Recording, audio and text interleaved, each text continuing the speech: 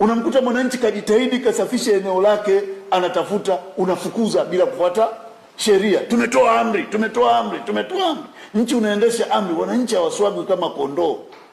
Hichi kinachotokea ni dalili ya watu kukata tamaa, kwa sababu uwezo ukamwajiri, anarudi kijijini kwao, anatengeneza shamba lake, unamwambia hili sasa ni hifadhi ya taifa, unamfukuza bila fidia. Masai Ngorongoro amenyang'anywa ardhi yake, anaambiwa ondoka kwa sababu ya uwekezaji, lakini anayeletwa anajenga gorofa na kukojoa, anakunya kule mbugani. Sasa Masai na yule anayejenga magorofa na magari 100 anayoingia, nani anahifadhi?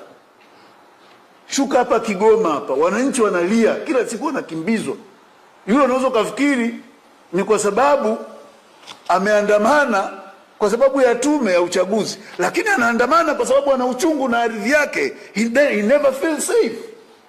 Unasema amehongwa, sio amehongwa, umemnyang'anya. Kuna mtu ardhi ndio future yake. Haya ndio yanayoleta hasira. Tume imedogosha madai ya utesaji, ili hali TLS kupitia msaada wake wa kisheria imebaini kuwa watuhumiwa wengi waliteswa, kunyimwa haki zao na kushikiliwa kinyume cha sheria. Wengi mliona watu wamefika wamevunjwa mikono, wengine wamefungwa na katani. Wewe umewahi kuona mtu amevunjwa mikono amefungwa na katani na miti? Mwingine yuko uchi, kafika na boxer mahakamani. Mwingine kavaa kadera, unamwona kabisa huyu alikuwa nyumbani amelala. Kakurupuliwa mwanamke hajasitiriwa, anafikishwa mahakamani. Kuna watu hawawezi kutembea, wamevunjwa miguu yote miwili, wengine wamevunjwa mikono.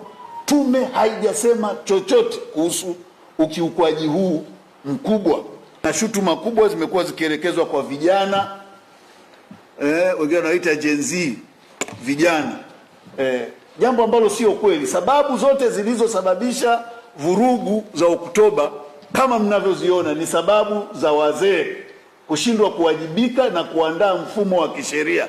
Hakuna sababu yoyote inayohusiana na vijana, kwa sababu tulizoziainisha mbele yenu kama TLS.